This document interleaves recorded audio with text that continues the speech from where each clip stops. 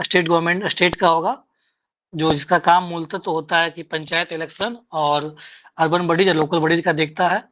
उसमें पंचायत इलेक्शन और municipal election देखता है, लेकिन जब लोकसभा का चुनाव होता है तो उसकी भूमिका स्टेट में अहम हो जाती है। सारा मॉनिटरिंग एक तरह से जो मुख्य निर्वाचन आयुक्त स्टेट का होता है वही देखते हैं। उसके बाद जिला में होते हैं डीईओ, डिस्ट्रिक्ट इलेक्शन ऑफिसर, उनका नाम है जिला निर्वाचन पदाधिकारी, जो जनरली डीएम ही होते हैं। और उनको असिस्ट करने के लिए डीईओ, डिप्टी इलेक्शन ऑफिसर, और डिप्टी इलेक्शन ऑफिसर को असिस्ट करने के लिए सब इलेक्शन ऑफिसर होते हैं। सब इलेक्शन ऑफिसर ही बीपीएससी के तहत चयन किया जाता है, जिनका प्रमोशन भी होता है डिप्टी इलेक्शन ऑफिसर के रूप में उप निर्वाचन पदाधिकारी, जो कि डीएम को असिस्ट करते हैं, और डीईओ को एसईओ असिस्ट करते हैं, अवर निर्वाचन पदाधिकारी। इनकी नियुक्ति डायरेक्ट बीपीएससी से होती है। एसईओ, सब इलेक्शन ऑफिसर। तो डीईओ को ही आरओ कहते हैं। और एक लोकसभा में रिटर्निंग ऑफिसर का जिम्मेवारी, सारी जिम्मेवारी उन्हीं का होता है कि जो भी इलेक्शन हो, फ्री और फेयर इलेक्शन कंडक्ट कराना, सारी जिम्मेवारी उन्हीं की होती है। लेकिन इतना बड़ा संसदीय क्षेत्र होता है, वो अकेले नहीं करा सकते हैं।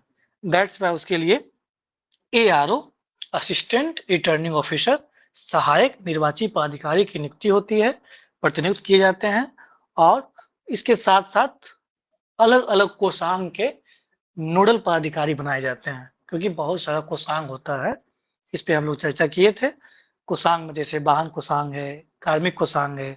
वाहन कोषांग का जिम्मेवारी होता है कि जो हम लोग वाहन जब्त करते हैं, जो इलेक्शन में उपयोग में लाया जाता है, तो वो कौन जब्त करेगा। जनरली ब्लॉक स्तर पे सीओ जब्त करते हैं, और सीओ और एसएचओ। एसएचओ किसको बोलते हैं, क्या होता है फुल फॉर्म एसएचओ का? थाना प्रभारी होता है ना sir, SHO. I asked full form, आप बताइए फुल फॉर्म बताइए। किसका? SHO, station house officer. Station housing officer. तो एसएचओ थाना प्रभारी को ही बोलते हैं। माइक बंद कर लीजिए। तो वही होते हैं। तो जनरली प्रखंड स्तर पे एसएचओ और सीओ, जो वाहन कोषांग का गठन किया जाता है, तो जिला स्तर से तो गठित होता ही है, साथ साथ प्रखंड स्तर पे भी गठित होता है। और गाड़ी को जब्त में लिया जाता है, ताकि इलेक्शन के दिन काम किया जा सके। कार्मिक कोषांग है, इसमें जितने भी कर्मी होते हैं, कौन कहाँ डिप्यूट होंगे, किस किस में कौन काम करेगा, अलग अलग जो प्रक्रियाएं होती है उसका मैं चर्चा करूंगा। जैसे विखंडन की प्रक्रिया होती है, कमीशनिंग की प्रक्रिया होती है, अलग अलग प्रक्रिया से गुजरता है। तो उसके लिए कौन कर्मी कहाँ डिप्यूट होगा, तो सारे कर्मियों का कैसे, चाहे वो पदाधिकारी हो चाहे वो स्टाफ हो, उसका कैसे यूटिलाइज किया जाएगा, उसके भी एक नोडल पदाधिकारी बनाए जाते हैं। कंट्रोल रूम, सारा रिपोर्ट लेना है, कहाँ पे बूथ में कुछ समस्या हो रही है, कितना वोटर टर्न आउट हो रहा है। मैंने बताया था वीटीआर, चर्चा किया था एक टर्म। अब देखिए ये सब टर्म है, आप जब आप फील्ड में आएंगे तब सीखें। आपको ये इंटरव्यू में बेनिफिट करेगा, मेंस राइटिंग में बेनिफिट करेगा, जब इलेक्शन का बात आ रहा है, या आप जब सजेशन लिख रहे हैं। तो अगर ये सब आप शब्द का लिखेंगे तो ऑटोमेटिक एक अलग इम्पैक्ट बनेगा, एक नंबर भी बढ़ता है। तो आप मतलब समझ लीजिए कि 5000 2000 से आगे निकल रहे हो। तो ये सब टर्म ध्यान रखेंगे, इसलिए मैं बता रहा हूँ।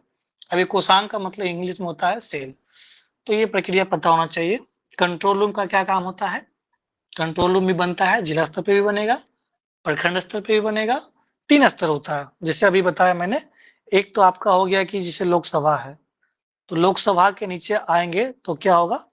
विधानसभा होगा। विधानसभा के नीचे होगा आपका ब्लॉक। ठीक है। जैसे एग्जाम्पल लोकसभा सिवान है, तो सिवान लोकसभा इसका 18 है, पार्लियामेंट्री कंस्टिट्यूएंसी, 18 संसदीय क्षेत्र। इसके अंदर कुल 6 विधानसभा आते हैं।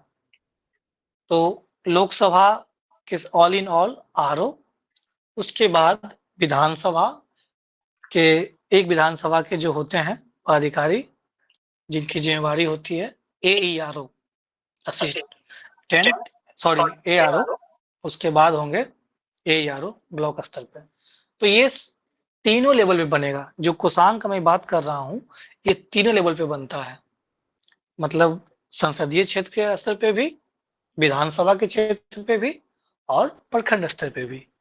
इन जनरल बोले तो क्या, आरओ स्तर पे भी बनेगा, एआरओ स्तर पे बनेगा और एईआरओ। ये आप हायरार्की याद रखेंगे। RO returning officer, ARO assistant returning officer और AERO assistant electoral registration officer, सहायक निर्वाचक निबंधक पदाधिकारी। तो ये तीनों स्तर पे ये सब अलग अलग कोषांग बनते हैं।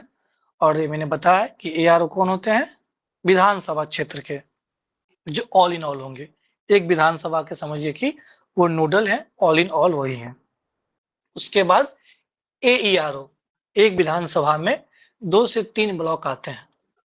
तो 2 से 3 ब्लॉक आते हैं, तो एक ब्लॉक में जैसे बीडीओ होते हैं, सीईओ होते हैं, बीपीआरओ होते हैं, बीसीओ होते हैं। तो प्रखंड स्तरीय पदाधिकारी को एईआरओ का जिम्मा दिया जाता है। वहाँ पे किसी भी तरह की समस्या होती है, अलग-अलग कोषांग बनाया जाता है। और इसके अलावा मैंने बताया था कि सेक्टर मजिस्ट्रेट होते हैं और सुपरवाइजर होते हैं और इसके अलावा पीओ और लास्ट में बीएलओ, बूथ लेवल ऑफिसर। इस सब मैंने चर्चा कर दिया था, एक रिकैप कर रहा हूँ। तो ये P1 और लास्ट डे जो जिस दिन इलेक्शन होता है पोलिंग डे, तो उसमें P1, P2, P3 होते हैं साथ में उनका हेल्प करने के लिए। ठीक है, तो अब हम लोग आते हैं कि प्रक्रिया कैसे कैसे होता है, उस पर हम लोग बात करते हैं। पोलिंग डे का चर्चा किया था कि पोलिंग डे पे कौन कौन होते हैं, बूथ पे कितने लोग होते हैं। एक तो ये तो आप देख ही रहे हैं जो पीओ हो, P1, P2, P3 होते हैं। इसके अलावा और कौन कौन से कर्मी डिप्यूट किए जाते हैं, उसमें मैंने चर्चा किया था। जैसे स्काउट होते हैं। ये स्काउट का काम क्या होता है बताइए, कौन बताएंगे? ये क्या बोलते हैं, वो जो दिव्यांग ये सब होते हैं उनके लिए ट्राईसाइकिल ये सब दिया जाता है ताकि वो अच्छे से ला सके। ये कौन, मतलब स्काउट का काम कौन करता है, किन्हें डिप्यूट ये किया जाता है? शायद, अच्छा, ये 9-10 का लड़का कोई होता है, 19 या 11 12 हाँ, 11। 9 से लेकर 12 तक के बच्चे होते हैं, उन्हीं को डिप्यूट किया जाता है। और एनसीसी इनका, सॉरी, एनसीसी कैडेट्स होते हैं क्या सर? हाँ नहीं नहीं, 9 ये स्कूल्स के ही बच्चे होते हैं, 9 से 12 तक के बच्चे, उन्हीं को डिप्यूट कर लिया जाता है और वो वहीं रहते हैं। अगर कोई दिव्यांग आते हैं, कोई बुजुर्ग आते हैं, कोई मान लिए, तो उनको असिस्ट करते हैं। कोई दिव्यांग है तो वहाँ पे एक व्हील चेयर दिया जाता है और रैंप से चढ़ाया जाता है। जो थोड़ा सा सक्षम है चढ़ने में, तो उनको हाथ पकड़ के चढ़ाते हैं। तो स्काउट का काम यही होता है कि वो असिस्ट करते हैं बूथ तक पहुंचाने में, ईवीएम के अंदर तक भी, मतलब वोट देने से पहले तक वो जाते हैं। एक होती है प्रधानसी महिलाएं, इसका भी मैंने बात किया था, ये भी डिप्यूट की जाती है। ये कौन होती है, इसका क्या काम होता है?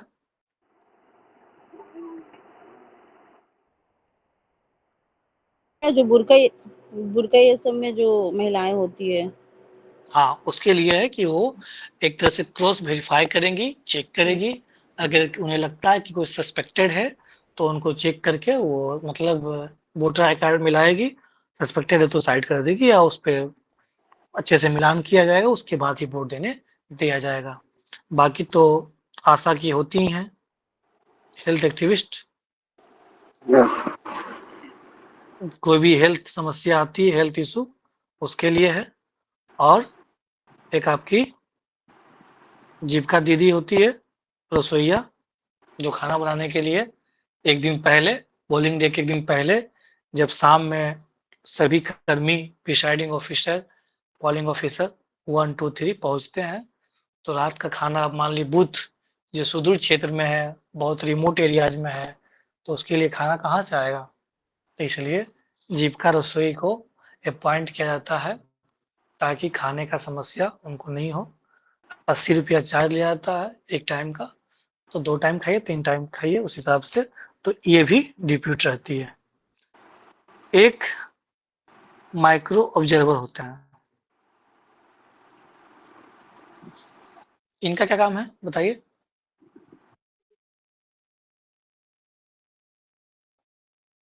माइक्रो कोई ऑब्जर्वर, बताइए। ये ऑब्जर्व करना होगा, छोटी से छोटी चीज़ों का ध्यान रखना कि क्या चीज़ें हाँ करनी है। हाँ, माइक्रो ऑब्जर्वर इनका, हाँ, ये जो भी इलेक्शन हो रहा है उसमें कोई रोल नहीं होता, बस ये देखते हैं, ऑब्जर्व करते हैं। जैसे ना तो वो असिस्ट करेंगे, क्या वो मतलब नहीं, बस वो ऑब्जर्व करते रहते हैं।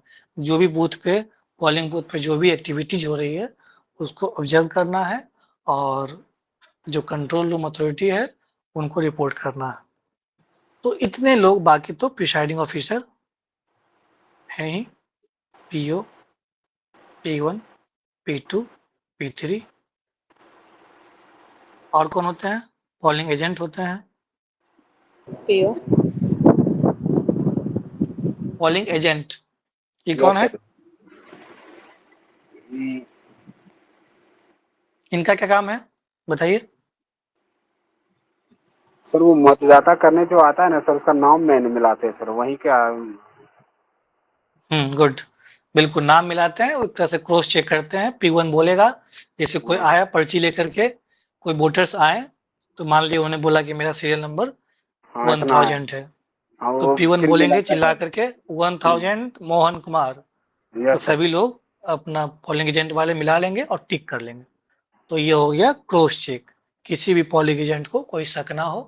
पोलिंग एजेंट एक कैंडिडेट की तरफ से ये उनके किधर है? प्रतिनिधि होते हैं, और वो एक तरह से अपने बूथ पे इसलिए अवेलेबल होते हैं ताकि निष्पक्ष हो, कोई भेदभाव नहीं हो, कोई पार्शलिटी नहीं हो, इसलिए पोलिंग एजेंट का। और ये डिप्यूट कौन करते हैं?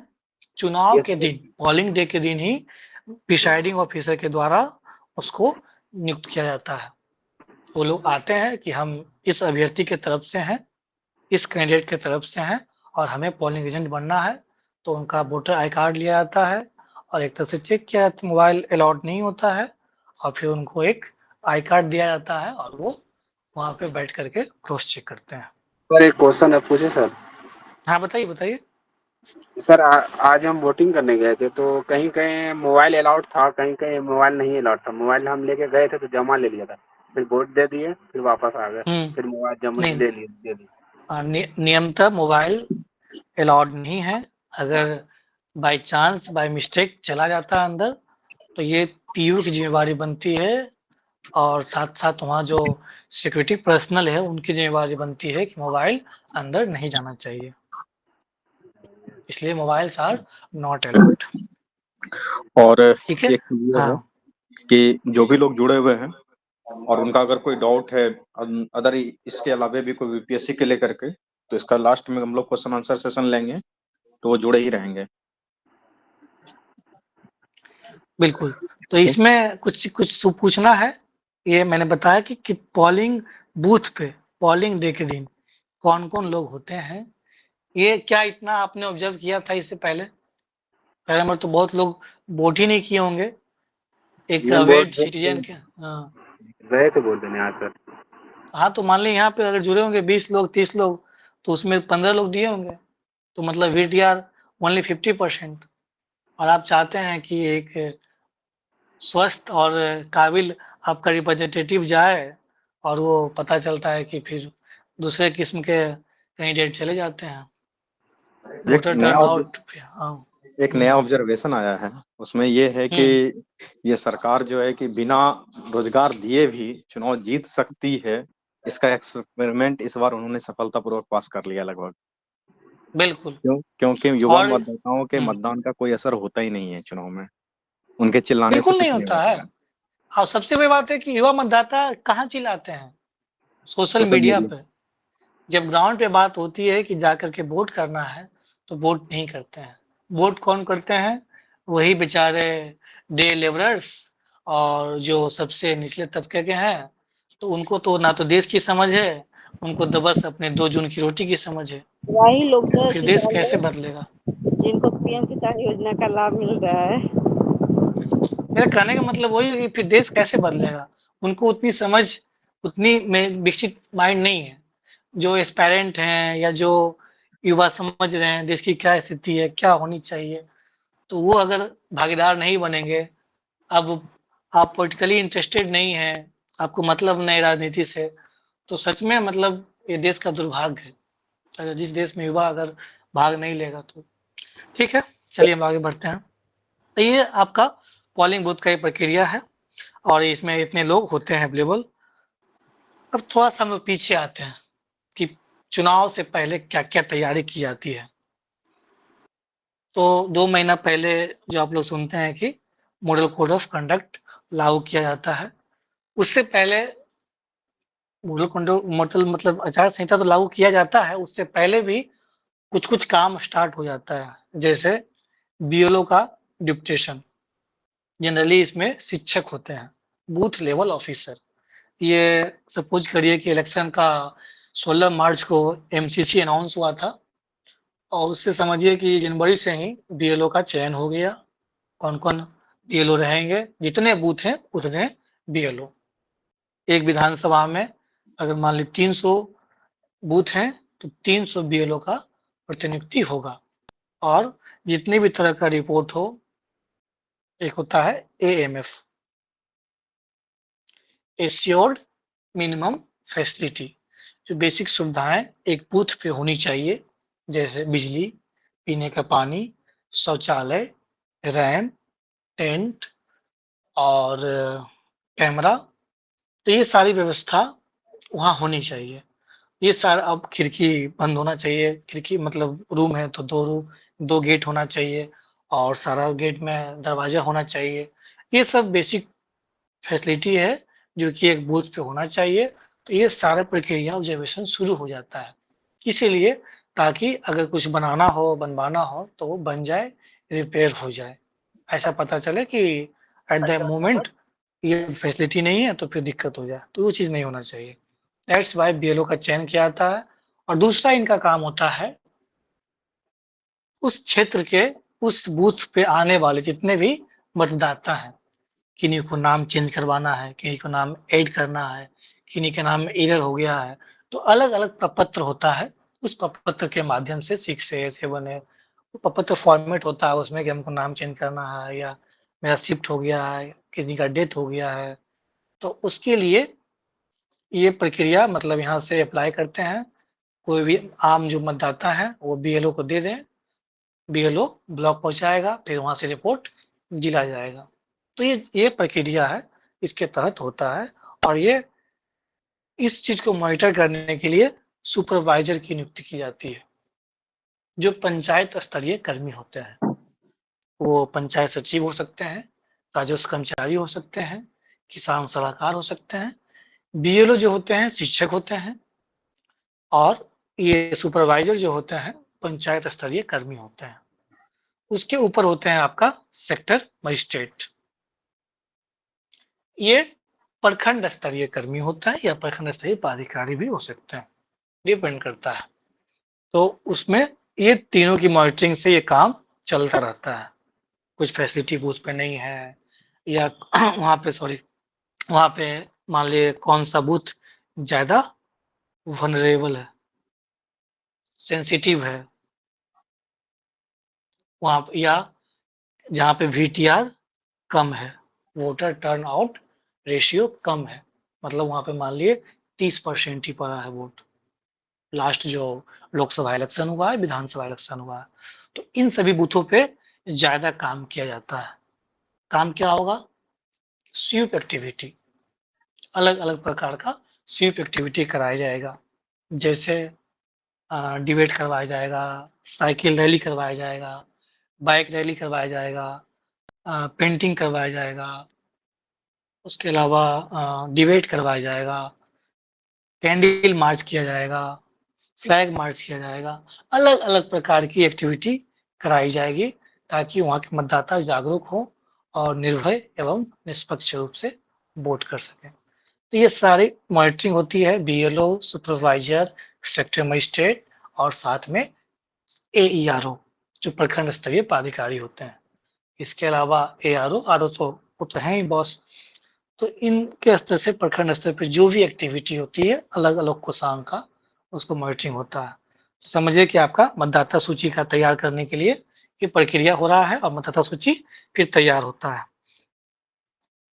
जैसे आप देखिए मैंने लिखा है अलग-अलग प्रकार का जो रिपोर्ट है एएमएफ का रिपोर्ट है, रैम वॉक है, टेंट है, पीने का पानी है, टॉयलेट है, स्काउट है, मेडिकल टीम है, वोटर टर्नआउट रेशियो है, वनरेबल एरियाज है, वेबकास्ट रिपोर्ट है। वेबकास्ट में कैमरा लगाया जाता है, वहाँ पे लाइव होता है कि किस बूथ पे अगर किसी भी तरह की समस्या आती है, कितना लाइन लगा है, सब कुछ ऑनलाइन मतलब मॉनिटरिंग होती है कंट्रोल रूम से।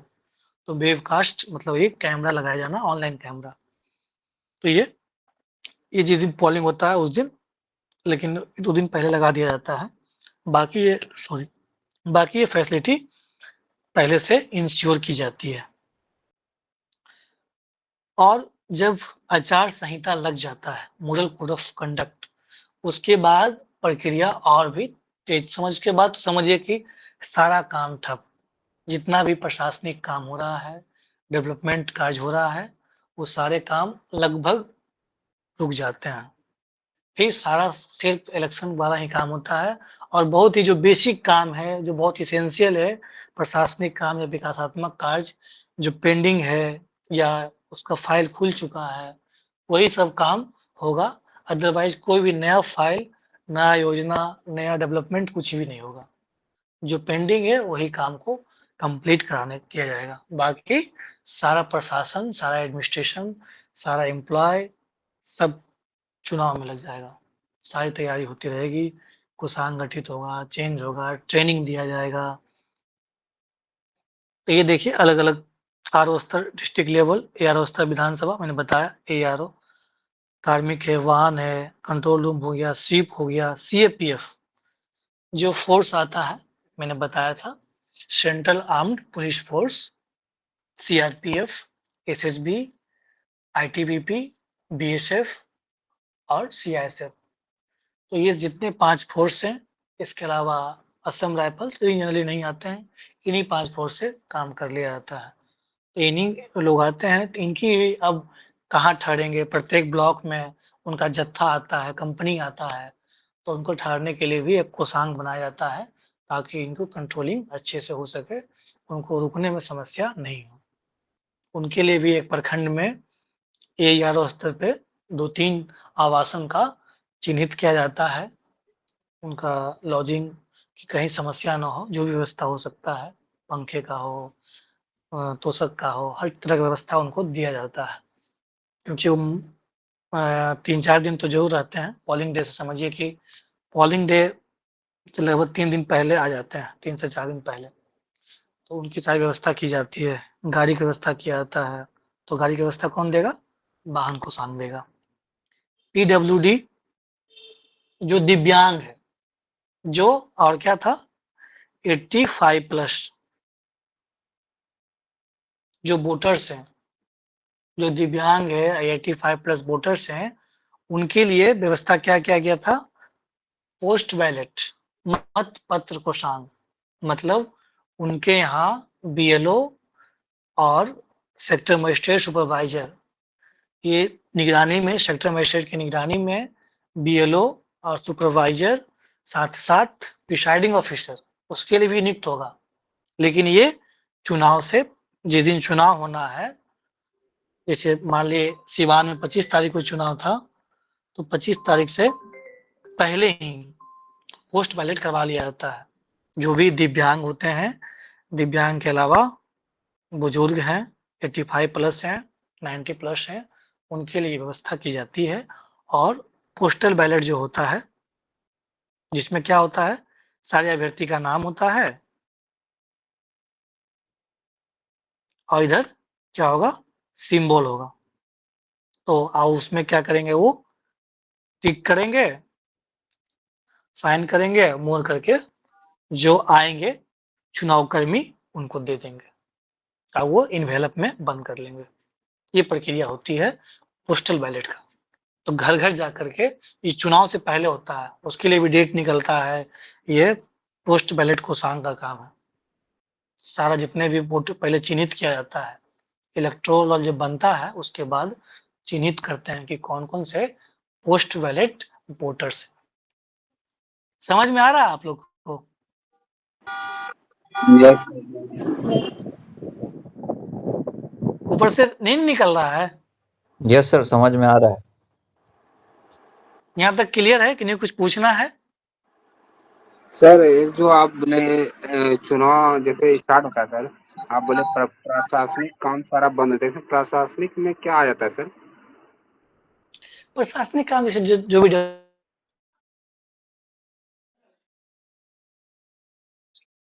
आवास योजना है, शौचालय का है, स्वच्छता वाला काम है, नाली का निर्माण हो रहा है, छठ घाट का निर्माण हो रहा है, पेंशन का काम है, राशन का है।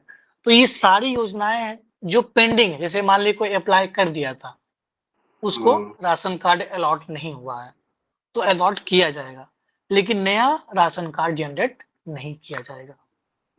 सर ये जिनको पोस्ट शौचालय बताइए। ये सर पोस्ट बैलेट जो बोले सर, चुनाव जैसे जिस दिन है, मतलब जो आप बोले 25 को चुनाव हुआ था सिवान में, उसके पहले ये पोस्ट बैलेट जो हो जाता है, ये एज बताए 80 और 85 के बीच में जो जो जिसका एज हो रहा है वो घर घर जाके चुनाव कर रहा था सर। हाँ, उसके लिए भी presiding officer PO, P1, P2 और साथ में बक्सा लेके जाएगा और उसको देगा, लीजिए बैलेट पेपर, और उसमें वो टिक करेगा, उसको मोल करके डालेगा। इस तरह से वो घर घर घूमेगा। तो इसके लिए वो सर क्या साथ करना में पड़ता है सर? करना पड़ेगा सर, जो यहाँ हम लोग के तो इस तरह नहीं आया इस तरह मोहल्ला में। इसके लिए ये जब जब बनता है, जैसे बीएलओ को बताना होगा कि I am 85+, so I am under the category of postal ballot. तो उसमें मैं बता रहा हूँ आगे। एक जब इलेक्टोरल जब बनता है ना, तो लिस्ट मांगा जाता है, जिला से लिस्ट मांगा जाता है। तो प्रखंड स्तर पे जो एईआरओ हैं, वो लिस्ट भेजते हैं कि हमारे यहाँ कुल मान लिए 1 लाख मतदाता हैं या 50,000 मतदाता हैं, तो 50,000 में कुल 500 पोस्ट बैलेट धारी हैं, जिनका या तो दिव्यांग है, वो 85+ है, 95+ है, तो उनके लिए पोस्ट बैलेट व्यवस्था की जाएगी। तो फिर वहां से फिर अलग से जो मतपत्र कोषांग है, ये फिर उसका लिस्ट बनाएगा प्रखंड वाइज कि कुल कितने वोटर्स हैं। तो फिर डेट डिसाइड होगा कि मान लीजिए 14 से 18 अप्रैल तक, 18 मई तक ये काम करवा लेना है और उसको सील कर देना होता है। बक्सा घूमेगा, उसके बाद बक्सा आकर के पीओ सील करके देगा और वो सील होकर रखा जाएगा। वो कहाँ रखाएगा? वजगृह में, स्ट्रॉन्ग रूम में। सेम प्रक्रिया होगी। फिर कब खुलेगा? काउंटिंग डे दिन। अब इसीलिए पहले पोस्टल बैलेट की ही गणना होती है काउंटिंग के दिन। क्यों? ताकि किसी भी तरह की छेड़छाड़ नहीं की जा सके, किसी भी तरह के रिजल्ट में अल्टरेशन नहीं हो। दैट्स व्हाई पहले पोस्टल बैलेट का ही काउंटिंग होता है। अदरवाइज होगा कि जो अभ्यर्थी जीत रहा है, किसी भी तरह का कोई भी अल्टरेशन नहीं हो, कोई भी तरह का पार्शियलिटी नहीं हो। इस चीज से बचने के लिए पहले पोस्टल बैलेट का चुनाव होता है। इसके साथ-साथ जो कर्मी डिप्यूट हैं, जैसे हम बाहर के हैं, तो हम भी अप्लाई कर सकते हैं। तो उसके लिए भी सारा जिस तरह से मतलब सिवान में बनाया जाता है, जो जिला मुख्यालय होता है, वहाँ बनाया जाता है कि आप जाकर के बूथ जाकर के आप वोट दीजिए पोस्टल बैलेट के माध्यम से।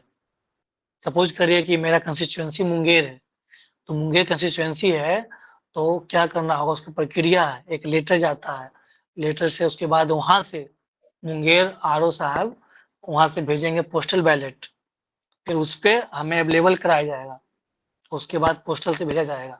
और जो यहाँ के कर्मी हैं, जो डिप्यूट हैं, सपोज करिए मान लीजिए पीओ बना हुआ है, अब वो गुठनी में पीओ है और उसका जो मतदाता जो मतलब जो बूथ पड़ रहा है दूसरे ब्लॉक में है, और वो पोलिंग ऑफिसर है, तो नहीं दे पाएगा वोट। दैट्स व्हाई उसके लिए पोस्टल बैलेट का प्रक्रिया किया जाता है और 3-4 दिन का डे रखा जाता है और इलेक्शन से पहले ही। तो जितने भी मतदान कर्मी हैं, उनको भी वोट पोस्टल बैलेट से होता है। तो एक आप दिए थे इस 80+ बार? हमको बोल रहे हैं हाँ, मेरे साथ समस्या हो गया कि पहुंचा ही नहीं, उधर से आया ही नहीं। तो जैसे मान लीजिए कि हम्म, भागलपुर में 26 को ही मतदान होना था, 26 अप्रैल को ही, 1 महीना हम्म, पहले। तो या फिर जो पटना में मतदान आज होने वाला है, कोई पटना का लड़का है, वो नहीं। डिप्यूट है यहाँ पे भागलपुर में। हाँ, तो अभी पटना में उसका तो कैंडिडेट भी, जैसे 26 अप्रैल को यहाँ मतदान हो चुका था, तो पटना में तो उसका कैंडिडेट भी तैयार नहीं हुआ है कि कौन कैंडिडेट है किसके पार्टी से, उसका नॉमिनेशन भी नहीं हुआ नहीं, है, तो वो नहीं। भागलपुर में मतदान कैसे देगा? जैसे देखिए, मान लिया कैंडिडेट तैयार नहीं हुआ है, तो जैसे जब अगर बाद में है, ठीक है, तब तो कोई दिक्कत नहीं है। लेकिन अगर पहले है, तो जैसे वहां से हाँ। आता है लेटर, और लेटर के बाद फिर यहाँ से, तो वही चीज है ना, इसमें समस्या ये हो जाती है कि कब जाएगा नहीं जाएगा, तो उसमें दिक्कत होता है। उसी में जैसे दूसरा बात, हमको जानकारी भी नहीं था, इतनी डिटेल्ड प्रक्रिया नहीं पता था। हम जब ट्रेनिंग हुई थी तो बताया गया था कि भर के देना है, भर के दे दिया। अब वहां पहुंचा, फिर वहां से आया ही नहीं पोस्टल बैलेट। और क्योंकि यहाँ तो इलेक्शन 25 तारीख को था, 25 मई को था, वहाँ इलेक्शन 13 मई को था, तो पहले आता तब तो 13 तारीख से पहले आना था। अदरवाइज वो सील हो रखा जाएगा 7 दिन पहले ही। जितनी भी पोस्टल बैलेट की प्रक्रिया है, लगभग 7 दिन पहले सब निपट जाता है। तो जानकारी भी नहीं था, तो इसलिए मैं मिस कर गया। तो जानकारी होना चाहिए, और इसलिए जानकारी भी होना चाहिए, और नहीं है तो सबसे अच्छा है कि चले जाइए। लेकिन इतना हेक्टिक होता है कि जाना सक्षम नहीं हो पाया। जैसे कि जो लोग जम्मू कश्मीर में पोस्टेड हैं वो पटना के हैं, तो नहीं, तो उसको वोट। डिफेंस फोर्सेज के लिए अलग से रखा गया है। जितने भी जो पैरामिलिट्री फोर्सेज हैं, हम लोग के साथ समस्या है कि मतलब फुल्ली उस तरह से डिवोटेड नहीं बनाया गया है। उन लोग के लिए क्या क्या आता है, एक तो प्रॉक्सी वोट का है कि अगर वो नहीं आ सकते हैं तो उनके रिप्रेजेंटेटिव वोट कर अच्छा। सकते हैं, प्रॉक्सी वोट। अच्छा। उनकी अलग व्यवस्था की गई है। हम लोग के केस में प्रॉक्सी वोट का प्रावधान नहीं है, जो लोग लेकिन होना चाहिए। केंद्र सरकार में हुँ। इंजीनियरिंग के पोस्ट पे हैं, वो गवर्नमेंट इंजीनियर है, दिल्ली में पोस्टेड है, उसका वोटिंग सेंटर पटना है। हाँ, तो वो प्रॉक्सी वोट कर सकते हैं। उनके लिए अपने बीएलओ, सेक्टर मजिस्ट्रेट को इन्फॉर्म करना होगा, ताकि वो सूची वहाँ पे जाए, वो पता होना चाहिए। तो आप कर सकते हैं, अच्छा। प्रॉक्सी वोट होता है। ठीक है, तो ये प्रक्रिया हो गया। अब हम लोग आते हैं थोड़ा-सा उसमें और क्या प्रक्रिया होता है। जैसे आपका मतदाता सूची तैयार हो गया है, जिला भेजा जा चुका है, प्रखंड स्तर से, विधानसभा क्षेत्र से। उसके बाद ईवीएम की प्रक्रिया होती है। प्रत्येक जिला में या प्रत्येक संसदीय क्षेत्र में एक ईवीएम वेयर हाउस होता है, जहाँ पे ईवीएम रखा जाता है, और वहाँ पे हमेशा कर्मी नियुक्त होते हैं, मतलब उनकी सुरक्षा के लिए। और उसमें एक एफएलसी होता है, फर्स्ट लेवल चेक, टेस्ट किया जाता है प्रत्येक ईवीएम को। सपोज करिए कि सिवान संसदीय क्षेत्र में कुल लगभग 2000 ईवीएम की जरूरत है, तो 2000 ईवीएम का चेक किया जाएगा। अब उसमें 2000 मशीन इंटू 3 कौन कौन मशीन होता है, कंट्रोल यूनिट, बैलेट यूनिट और वीवीपैट। ये 3 तरह के मशीन होते हैं, M1, M2, M3। Control unit, ballot unit और वीवीपैट। फुल फॉर्म बताइए वीवीपैट का। Voter verified ट्राई हम्म, वोटर वोटर, वेरीफाई हाँ, voter verifiable trial audit. Paper audit, paper audit trial. हाँ ट्रायल एक्चुअली होता क्या है कि बहुत सारे बच्चे पूछते रहते हैं कि सर इतना डिटेल में चुनाव की प्रक्रिया को आप क्यों पढ़ा रहे हैं। ये जो हाँ, M1 बताइए। M2 और M3 का क्वेश्चन है, 65वीं बीपीएससी में जाके देख लीजिए कि M1 M2 M3 का क्वेश्चन आया है कि नहीं आया है। पीटी में क्वेश्चन पूछा गया, मेंस की बात नहीं कर रहे हैं हम। 65वीं बीपीएससी में यही पूछा गया था कि हम लोग यहाँ जो क्या कहते हैं ये ईवीएम यूज किया जा रहा है, उसमें कौन कौन से यूनिट हैं, तो M1 M2 M3 का सवाल था। ये जब तक आप इतने डेप्थ से नहीं पढ़ लेंगे ना, तो सवाल बनने वाला नहीं है। ये मैं प्रैक्टिकल अप्रोच बता रहा हूँ, जैसे कि ऋषि, मैंने यही चर्चा किया ना स्टार्टिंग में कि आप 2 ढाई महीने से पूरा चुनावी मोड में देश चल रहा है, और आप कितना कितना चुनाव से संबंधित न्यूज इकट्ठा किए, कितना आप अवेयर थे। जैसे इंक, जो इंक होता है वो कौन बनाता है, बताइए। जो इंडेलिबल इंक है, जो लगाया जाता है इंडेक्स फिंगर पे, वो कौन बनाता सर है, कौन सी मैं कंपनी बनाती है। मैसूर बेस्ड कंपनी है, वो बनाती है सर, भारत सरकार से उसका टाई अप है। कुछ हिस्ट्री जानते हैं उसका? और कुछ हिस्ट्री जानते हैं? सर तो ठीक बात है कि मैसूर बेस्ड कंपनी है। और अभी इससे रिलेटेड कुछ आर्टिकल आया था सर पेपर में, वो उस इंक का कंपाउंड का नाम भी दिया हुआ था सर, शायद सिल्वर आयोडाइड या ऐसे करके कुछ था सर। हाँ, वो तो सिल्वर आयोडाइड पता ही है, ये तो पता होना चाहिए सबको, ये तो पढ़े भी होंगे साइंस में। यस। क्या कुछ बोल रहे हैं क्या? ये M1 M2 क्या EUBU है क्या? हाँ, नहीं क्या CUBU, ई नहीं, सी क्या इसका ये बता देंगे? कंट्रोल यूनिट, बैलेट यूनिट भी मैं बता रहा हूँ, आगे आ रहा हूँ उस पर। उसका कनेक्शन होता है, और जो हम लोग बोर्ड देते हैं ना, तो पहले कंट्रोल यूनिट से ही मतलब पहले उसका बटन होता है, वहाँ से वो सिग्नल देंगे, उसके बाद ही बैलेट यूनिट पे लाइट जलेगा, तब आप बोर्ड करते हैं, टी का आवाज होता है, और फिर आपको वीवीपैट में दिखता है। तो ये कनेक्शन होता है तीनों का आपस में। सर एक क्वेश्चन था सर, जैसे हाँ, बताइए। जैसे एक आवाज साउंड का होता है सर, किसी का साउंड नहीं हुआ तो उसको हाँ, फिर से वोट देने के लिए बोला गया सर। अगर साउंड ऐसा तो बहुत रेयर ही होता है कि साउंड नहीं होता है, ठीक है, लेकिन साउंड होगा ही होगा। और आज अभी तो इतने भी ऐसा एडवांस आया है, नया नया एकदम ईवीएम आया है, तो बहुत रेयर ही है कि अगर नहीं हुआ तो फिर से दे देना है। वो सबसे बड़ी चीज़ है कि आप देख लीजिए वीवीपैट में आपका वहाँ पे वो जैसे पर्ची सिंबल आ दिखा कि जाता नहीं दिखा। है। अगर पर्ची नहीं दिखा तो मतलब आपका वोट नहीं पड़ा है, पर्ची दिखना चाहिए। हम्म। क्या कोई कुछ बोल रहे थे और? वही M1 M2 M3 बताने के लिए बोल रहे थे। हाँ हाँ, देखिए, तो M1 M2 3 में बता देता हूँ, ये CU BU और वीवीपैट, ठीक है, ये तीनों का आपस में कनेक्शन होता है। BU का कनेक्शन वीवीपैट से होता है। BU क्या बोलते हैं उसको, जो आप देखते हैं ये वाला, जिसमें आप वोट करते हैं, एरो इधर टाइप का। Ballot unit. कैंडिडेट का नाम होता है, और इधर आपका सिंबल होता है, यही हुआ बैलेट यूनिट, ठीक है। मैं इसको अलग से ही बना देता हूँ उसको।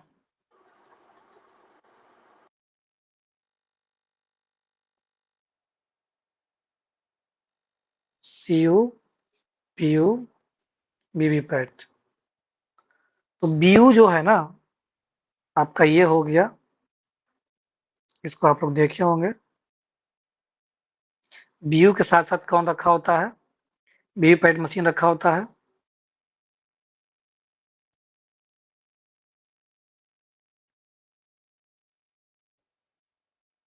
इस तरह का ही होता है ना, ठीक है, यहाँ पे। तो इसका जो कनेक्शन होता है इसमें लगता है, वीवीपैट में। और एक होता है कंट्रोल यूनिट, जो कि होता है P3 के पास। इसमें क्लोज, रिजल्ट, क्लियर, और साथ साथ एक होता है बटन बैलेट, ठीक है। तो जब ये बैलेट बटन दबाएगा ना, तो इसका कनेक्शन होता है इससे।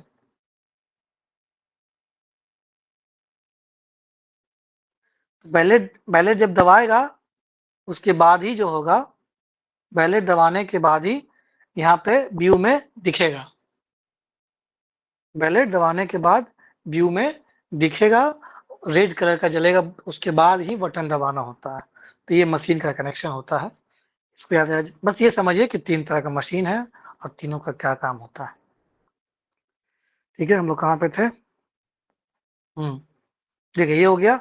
उसके बाद कुछ-कुछ प्रक्रिया होती है। ईवीएम को पहले चेक हो गया, फर्स्ट लेवल टेस्ट हो गया, उसके बाद रैंडमाइजेशन होता है, मतलब रैंडम।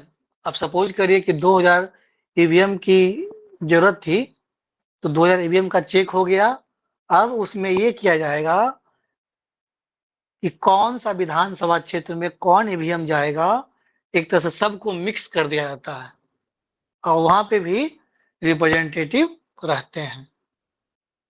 अगर कोई शक है आप रहिए वहां पे, मैनुअली मिलाया जाता है। और ये पहले तो कागज पे ही कि सारा जितना भी लिस्ट है बीयू का, सीयू का, वीवीपैट का, एकदम मतलब सभी विधानसभा क्षेत्र को मिक्स एक तरह समझिए कि ताकि टोटली फेयर हो। ये ना हो कि मैं उधर ईवीएम वो वाला ये हो गया, उस तरह का नहीं, टोटल इम्पार्शियल। उसी को हम लोग बोलते हैं रैंडमाइजेशन। रैंडम मतलब उठा करके 5 नंबर को दे दो उस विधानसभा क्षेत्र को, 10 नंबर दे दो उस विधानसभा क्षेत्र को। इस तरह से रैंडम लिस्ट बना दिया जाता है। और कुल 2000 है तो अलग अलग 300 चाहिए, 6 विधानसभा क्षेत्र है, तो इसी को बोलते हैं हम लोग रैंडमाइजेशन। अलग अलग 2000 मशीन को अलग अलग विधानसभा क्षेत्र में बांट देना। उसके बाद फिर से होता है सेकेंड रैंडमाइजेशन। वो कब होता है? जब वहां से जो आपका ईवीएम वेयर हाउस है वहां से चला जाता है स्ट्रॉन्ग रूम। जब फर्स्ट हो गया उसके बाद चला जाता है स्ट्रॉन्ग रूम। स्ट्रॉन्ग रूम को ही बोलते हैं हिंदी में वज्रगृह। वहीं पे रखाता है। फिर से वहां पे रैंडमाइजेशन होता है। वहां पे क्या होगा? अलग अलग विधानसभा क्षेत्र के बीच में होगा, सॉरी, अलग अलग, जैसे सपोज करिए कि एक विधानसभा क्षेत्र है, वहां पे 300 बूथ है, तो 300 बूथ में भी उसमें अब कुल 900 मशीन है। एक मतलब समझ लीजिए कि 300 मशीन समझिए, तो उसमें ये नहीं कि किस मशीन को कौन सा बूथ मिलेगा, उसमें भी रैंडमाइजेशन कर दिया जाता है। तो ये सेकेंड लेयर का इम्पार्शियलिटी हुआ, निष्पक्षता, कि किसी भी तरह का कोई भी पार्शियलिटी नहीं किया जा सके। तो ये सेकेंड रैंडमाइजेशन होता है। समझ में आया ये प्रक्रिया? कुछ नहीं है, बस मिला दो, मिला करके उसको। हाँ, ब्लॉक क्या? लेवल सेकेंड में कहाँ बता रहे थे? हाँ, सेकेंड रैंडमाइजेशन जो होता है, जैसे कि सपोज करिए ना कि इतना समझिए कि मान लीजिए कि आपका एक तो आपका जैसे ईवीएम वेयर हाउस है, ठीक है। यहाँ पे पहले नंबर तो एफएलसी हो गया, फर्स्ट लेवल चेक। उसके बाद हो गया फर्स्ट रैंडमाइजेशन, ये हो जाएगा विधानसभा। कुल 6 विधानसभा है, किसी को भी कोई भी ईवीएम बांट दो रैंडमली। फिर दूसरा जो होगा, अब विधानसभा मिल गया कि चलो मान लीजिए एक विधानसभा में 300 बूथ है। अब इसमें भी कौन सा बूथ नंबर ये पे कौन सा ईवीएम होगा डिफाइंड नहीं है, इसको भी मिक्स करके अलग अलग बांट दो, मतलब रैंडम। इसको ये मिलेगा, सपोज करिए ना कि मान लीजिए 1 से लेके 300 तक मशीन है और 1 से लेके तक 300 बूथ है, तो ये जरूरी नहीं कि एक वाला को, एक नंबर बूथ को एक नंबर मशीन मिलेगा, नहीं, एक नंबर बूथ को 10 नंबर वाला भी मशीन मिलेगा। इसीलिए किसी भी तरह का हेर फेर, शक, सस्पेक्शन नहीं हो, इसीलिए ऐसा किया जाता है। तो ये दूसरा प्रक्रिया होगा। वही काम होगा और सारा फिर से मशीन टेस्ट होता है, लिखाता है। मतलब समझ लीजिए कि उसमें एक तो पहले इसमें लगेगा 1 सप्ताह, फिर इसमें भी लगेगा 1 सप्ताह। उसके बाद होता है फिर 1 सप्ताह लगेगा विखंडीकरण में। इसको बोलते हैं विखंडीकरण। जो हम लोग बात कर रहे थे मतदाता सूची का, मतदाता सूची जो बन के आ जाता है इलेक्टोरल रोल, उसको चेक किया जाता है कि क्या कोई पेज तो छूटा हुआ नहीं है, क्या किसी तरह का उसमें गड़बड़ी तो नहीं है। इसके अलावा जो पोस्टल बैलेट, जो मतदाता हैं, वोटर्स हैं, उसकी सारा का उसका उसमें चिन्हित उसमें लिखा जाता है P.B, जो भी पोस्टल बैलेट मतदाता होते हैं।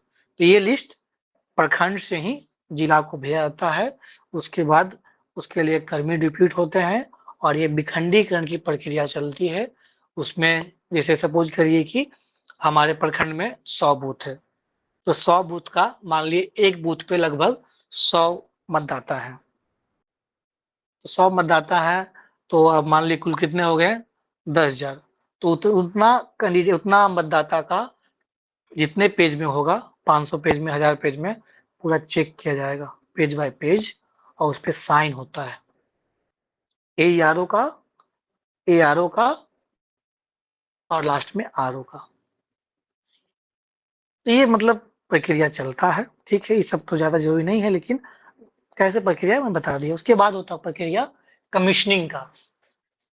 जो स्ट्रांग रूम में रखा गया था machine, first randomisation, second randomisation, उसके बाद कमीशनिंग होता है। कमीशनिंग का मतलब होता है ईवीएम को सील करना, कि उसको कोई टैपरिंग नहीं कर सके किसी भी तरह का। उसमें सील में क्या होता है, धागा बांध दिया जाता है, पेपर सील लगाया जाता है, ताकि किसी भी तरह का उसमें छेड़छाड़ करेगा पता चल जाएगा। सारा नंबरिंग किया जाता है, एड्रेस टैग से धागा से बांध दिया जाता है। मैं दिखाता हूँ, फोटो दिखाता हूँ। तो ये सारा प्रक्रिया उसमें किया जाता है।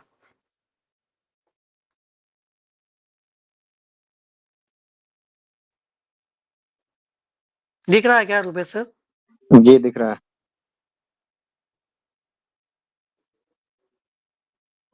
देखिए ये प्रक्रिया हो रहा है। ये फोटो इसलिए शेयर नहीं कर सकते हैं, ये ईवीएम वेयर हाउस का फोटो है, ठीक है। तो इसमें जितना भी प्रक्रिया होता है मोबाइल लेना अलाउड नहीं है, लेकिन हम लोग ठीक है, लेकिन फिर भी ये चीज़ बहुत ही स्ट्रिक्टली वार्निंग है। तो इसमें ईवीएम कमीशनिंग की प्रक्रिया होती है। सारा कौन-कौन सा ईवीएम कहाँ जाए, कमीशनिंग नहीं सॉरी, ये प्रक्रिया हो रहा है रैंडमाइजेशन का। हाँ ये देखिए, ये विखंडीकरण।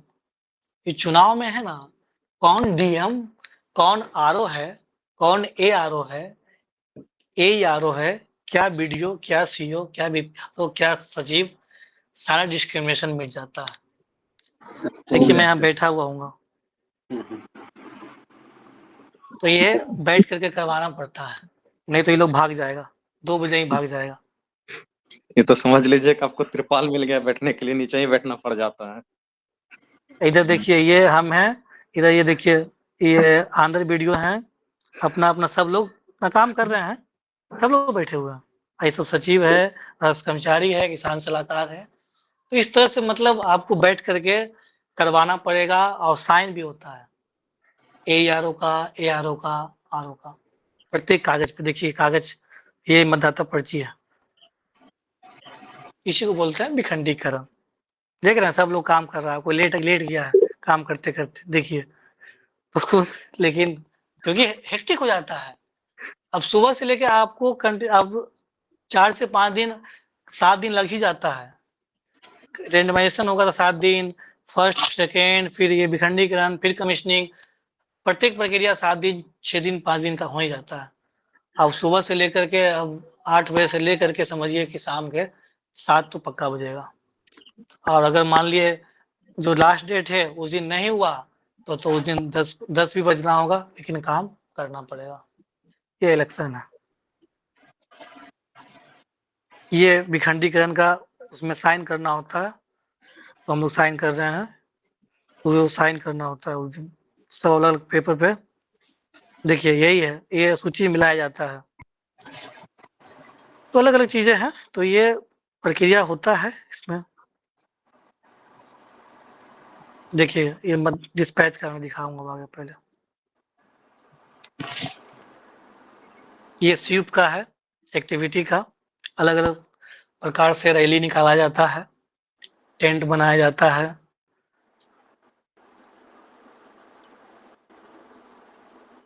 ये देखिए ये हस्ताक्षर अभियान ब्लॉक में, जिला स्तर पे, विधानसभा स्तर पे अलग अलग प्रकार का जागरूकता। ये प्रशिक्षु आईएएस है नेहा मैडम,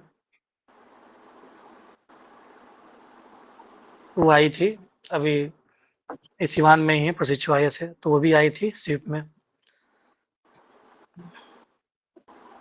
ये कैंडल और ये रंगोली बना है। ये सब प्रक्रिया होता है। ये एंजॉय करने की चीज है, सीखना है, एंजॉय भी करना है। और ये देखिए ये स्काउट दिख रहा है ना, ये सब स्काउट है। यस।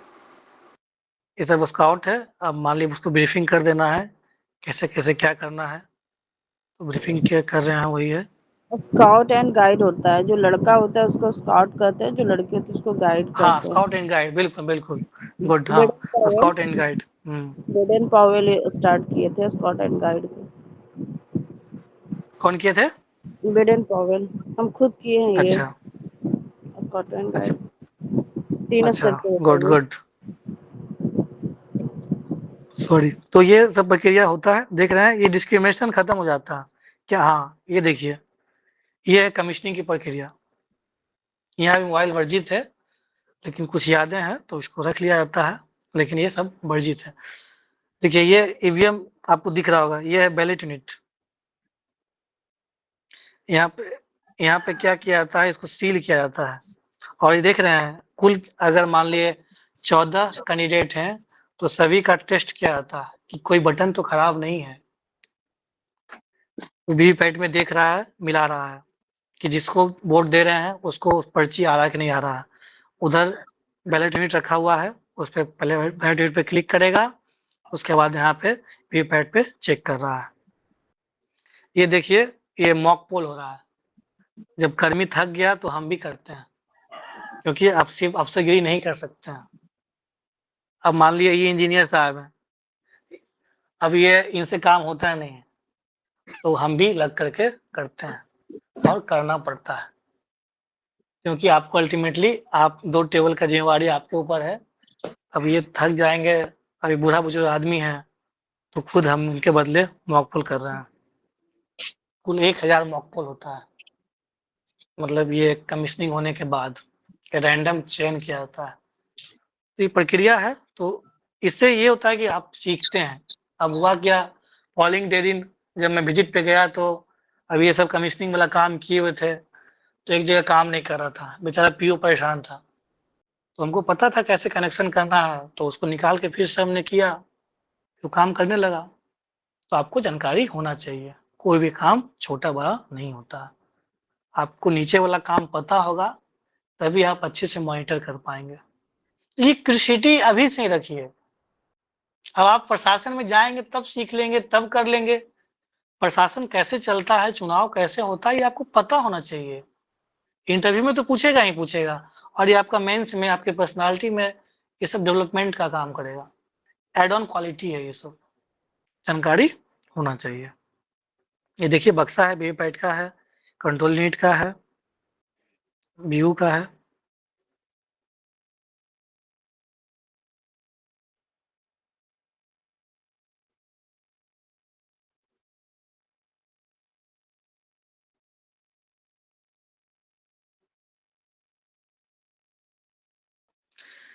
ठीक है, हम लोग कहाँ पे थे? तो ये हो गया मॉक पोल, वही मॉक पोल और मॉक ड्रिल। मॉक पोल में क्या होता है कि जैसे जब ईवीएम का कमीशनिंग हो गया, अब कुल 300 बूथ है, 300 बूथ का 5%, 16 बूथ निकाला, 16 एक मशीन निकाला जाएगा ईवीएम। कंबाइंड रूप से ईवीएम का मतलब तीनों आ गया, बीयू, सीयू, वीवीपैट। तो 16 मशीन निकाला जाएगा और प्रत्येक मशीन पे 1000 पोलिंग होगा,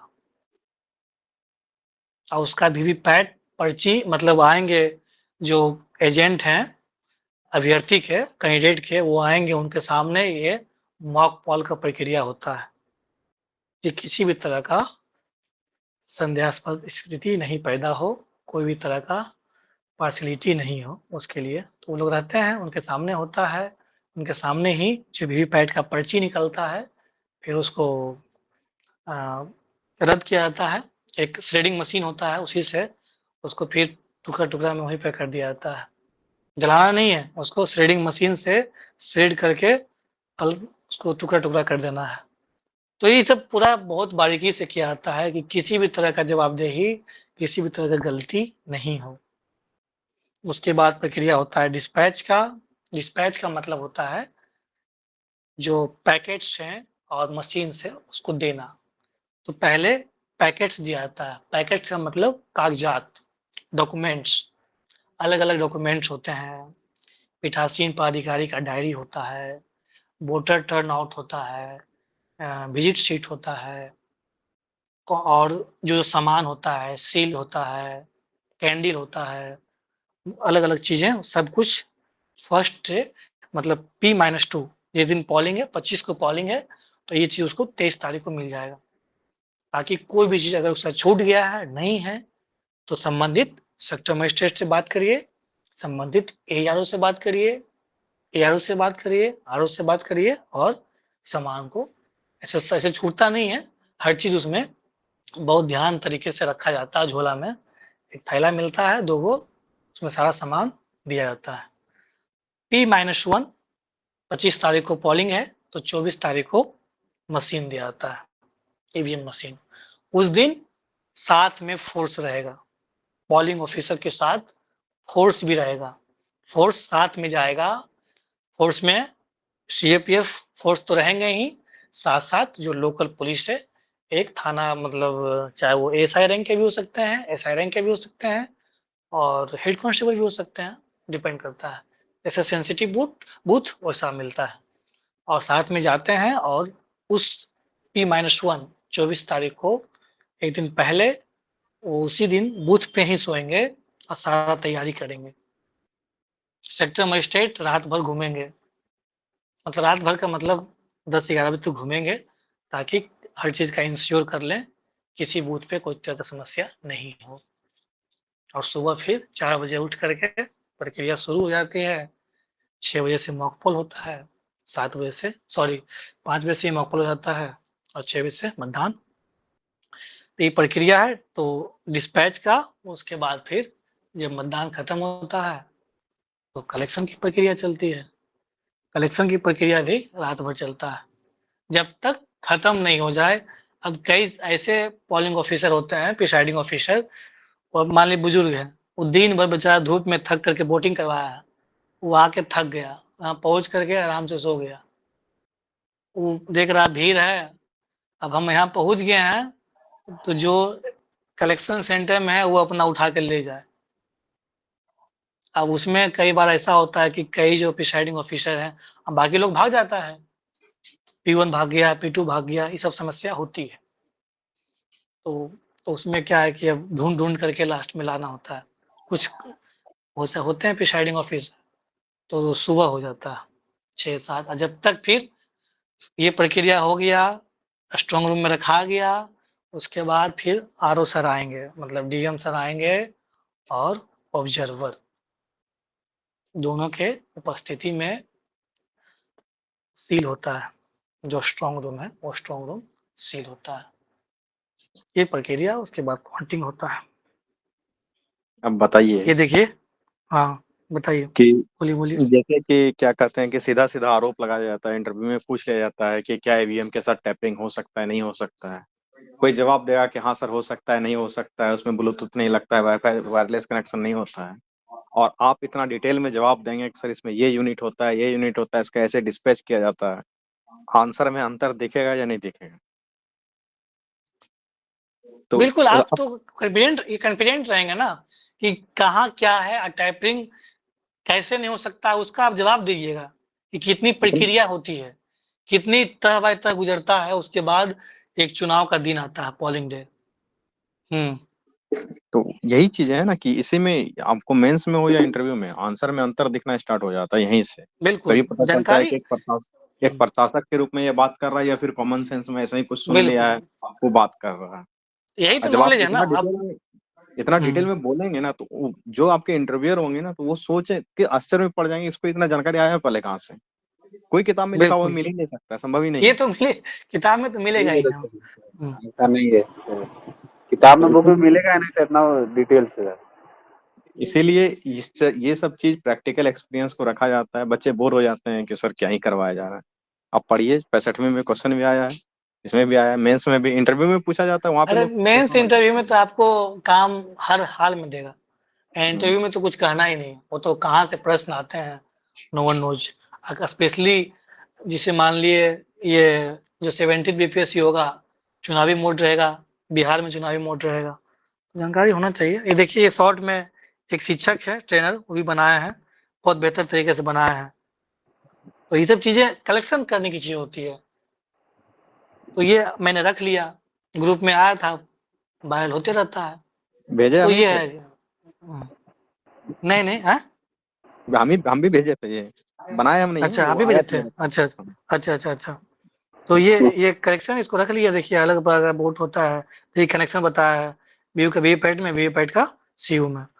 मुद्रा सूची हो गया, अलग अलग सूची होता है, एसडी होता है, टेंडर बोट होता है, चैलेंज बोट होता है, पोस्टर बैट होता है, टेस्ट होता है, प्रॉक्सी बोर्ड का मैं चर्चा कर रहा था, सेवारत मतदाताओं जो सर्विस में है उनके लिए होता है।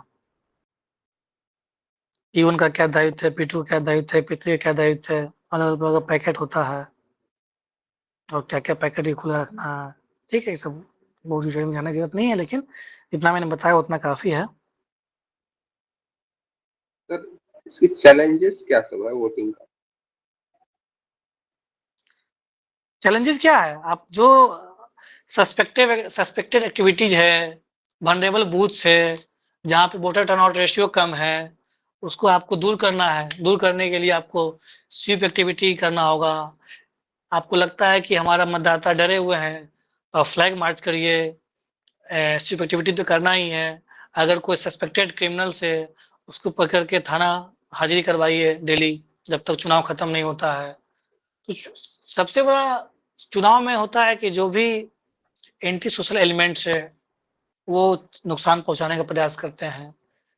बूथ ये जो भी वोटर्स हैं उसको इन्फ्लुएंस करने का काम करते हैं। तो निष्पक्ष रूप से वोट दे, साथ ही साथ बूथ तक पहुँचे, उसको इतना आप मोटिवेट करें कि वोटिंग करना कितना ज़रूरी है।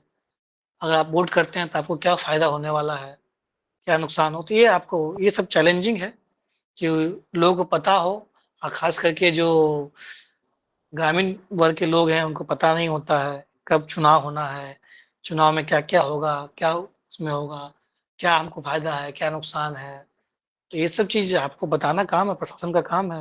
और ये सब चीज़ें आपको अलग-अलग एक्टिविटी के माध्यम से, अलग-अलग प्रक्रिया के माध्यम से उसको लोग अवेयर करते हैं। बाकी तो इलेक्शन कमीशन कर ही रही है, सी विजिल है, 1950 है। हम लोग पर्ची क्यों बाँटते हैं? कि आपको कोई असुविधा नहीं हो, आप गए, क्रमांक बोले, आपका मिला, आप जाके वोट दिए। अगर पर्ची नहीं भी देंगे तो थोड़ी ऐसा कि आपके पास अगर वोटर आई कार्ड था आप वोट नहीं दे सकते हैं, दे सकते हैं।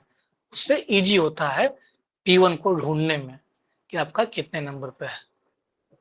Yes sir. सर एक और बात ये थी एमसीसी का मॉडल कोड ऑफ कंडक्ट का, उसमें ऐसा कोई प्रोविजन है कि जो इलेक्शन के टाइम में कोई नेता हो एब्यूज नहीं दे सकता या इस टाइप के एक्टिविटी नहीं कर सकता है, ये कॉन्स्टिट्यूशन बिल्कुल नहीं, में? वो तो देखिए उसमें ये है कि आप धर्म पे ऐसा कोई बात आप नहीं बोलेंगे जिसमें जो कम्युनल हार्मोनी है वो बिगड़े, या हिंसा का भावना हो, चाहे सांप्रदायिक हिंसा हो। इस तरह का आप किसी भी जाति धर्म विशेष पे कमेंट नहीं कर सकते हैं। कोई उस तरह का लोक लुभावन चीज़ें, योजनाएँ घोषणा नहीं कर सकते हैं, उस तरह का वादा नहीं कर सकते हैं। ये सब तो उसी के तो मैं बताया ना माइक्रो ऑब्जर्वर का बात। देखिए ऑब्जर्वर में भी, हाँ, 1 सेकंड और दिखा देते हैं। ऑब्जर्वर में भी 3-4 तरह के ऑब्जर्वर डिप्यूट किए जाते हैं। उसमें क्या है, देखिए ये 6 तरह के ऑब्जर्वर नियुक्त होते हैं। एक होते हैं general observer, expenditure observer, police observer, awareness observer, micro observer, assistant expenditure observer. ये कहाँ पे रहेंगे? बूथ पे। जनरल ऑब्जर्वर ये हाईएस्ट रैंक के होते हैं। डीएम भी हो सकते हैं, सचिव भी हो सकते हैं, कोई भी अलग-अलग जिला से आते, अलग-अलग दूसरे जिला से, दूसरे राज्य से आते हैं। हमारे यहाँ से जो लगता है उधर से नॉर्थ ईस्ट के थे कोई, वही आए हुए थे। एक्सपेंडिचर आईआरएस होते हैं। पुलिस जनरली आईपीएस होते हैं। तो ये ऑब्जर्वर मतलब आरओ स्तर पे हैं और सारी निगरानी करनी होती है। सारा निगरानी करते हैं, घूमते रहते हैं। प्रशासन ये लॉ एंड ऑर्डर मेंटेन हो, जो खर्च हो रहा है, चाहे वो कैंडिडेट का खर्च हो रहा है, मतलब या हमारा जो भी कोषांग जो पैसा मिला है वो खर्च हो रहा है, हर तरह से मॉनिटरिंग करना है। और इनका काम है सारा ओवरऑल मॉनिटरिंग करना है। अवेयरनेस स्वीप एक्टिविटी हो रहा है कि नहीं हो रहा है, उसके लिए ये भी देखते हैं तो कॉमन है, बाकी तो बूथ पे देख ही रहे हैं। ये ऑब्जर्वर नियुक्त किया जाता है प्रत्येक संसदीय क्षेत्र के लिए।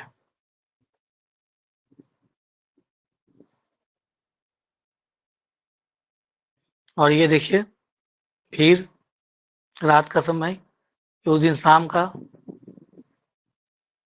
कलेक्शन, जैसे देखिए सुबह में मान लिया आदमी बूथ पे घूम लिया, बूथ पे घूमने के बाद शाम में जहाँ कलेक्शन सेंटर है वहाँ पहुँचना है, क्योंकि फिर 6 बजे बूथ का ये वोटिंग खत्म होगा, 7 बजे से लोग पहुँच जाते हैं। तो ये सभी हमारा कर्मी है, उसके साथ बैठे हुए हैं। ये कुछ बीपीआर लोग हैं, लोग सब अलग-अलग विधानसभा एक ही जगह बना था। मतलब ये हमारे दोस्त है, कॉलेज मेट है, उसका यहीं पे पोस्टिंग हो गया था चुनाव के लिए, तो ये सडनली मिल गई।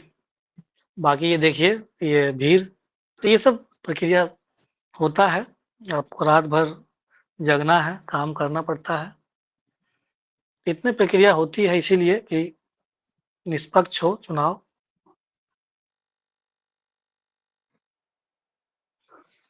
क्या बताइए, किसी को कुछ पूछना है? पूछिए अगर किसी को कोई लगभग डाउट मैंने खत्म कर दिया। किसी को किसी प्रकार का कोई डाउट है इससे या फिर अपने तैयारी से रिलेटेड तो पूछ सकते हैं, कुछ क्वेश्चन लेंगे हम लोग। एक चीज वैसे वोटिंग पे वो होता है 1000 कैपेसिटी होता है एक ईवीएम पैड का, तो क्या होता है? वो अभी बताया था, उसका कैपेसिटी 1000 होता है एक पीपीटी का। आवाज हम फिर से बोलिए। तो उसकी एक कैपेसिटी बताए थे जिसकी 1000 होती है। अच्छा, हाँ। अच्छा, हाँ। देखिए वो मॉक पॉल। हाँ बताइए। हाँ, तो सर वो कोई स्टैंड बाय में भी ले जाता है एक्स्ट्रा? सॉरी, स्टैंड बाय में भी कोई और रखते हैं वो वीवीपैट? देखिए, हाँ मैं बता देता हूँ। देखिए ये मान लिए ये जो मॉक पोल होता है, मॉक पोल में मैंने क्या बताया कि सपोज करिए 300 बूथ है, तो 300 बूथ का 5% ये ईसीआई का गाइडलाइन से 5% लिए रैंडम। वो कौन चुनेंगे? जो कैंडिडेट हैं उसके रिप्रेजेंटेटिव वही चूज करेंगे कि हमको इस बूथ का ईवीएम निकालिए, इस बूथ का ईवीएम निकालिए, इस बूथ का ईवीएम निकालिए। कुल 16 निकल गया और उस पे 1000 पॉलिंग होगा, 1000 बार वो बटन टीटी वो सुबह से लेकर शाम हो जाता है, 6 घंटा 7 घंटा लगता है, क्योंकि एक बटन दबाने पे लगभग 15 से 20 सेकंड का गैप होता है। तो और दूसरा चीज, ये 300 बूथ है ना, तो उसका हम लोग क्या करते हैं कि 60 वही लगभग समझिए ना कि 20% हम लोग रिजर्व में रखते हैं, ठीक है। अगर 300 बूथ है तो 20% हम लोग रिजर्व में रखते हैं, 60 को हम लोग क्या रखेंगे, रिजर्व ईवीएम। और रिजर्व ईवीएम मतलब तीनों ईवीएम का मतलब समझिए कि तीनों सीयू बीयू वीवीपैट।